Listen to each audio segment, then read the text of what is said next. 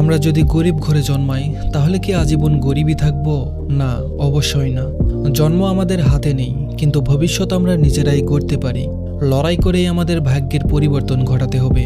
যাদের পরিবারে বড় কোনো শক্তিশালী সম্পর্ক নেই, যাদের জন্য কেউ সুযোগ তৈরি করে রাখেনি, তাদেরই নিজেদের পথ তৈরি করতে হবে। এই পথ কঠিন হতে পারে, কিন্তু সেটাই আমাদের এগিয়ে যাওয়ার আসল পরীক্ষা।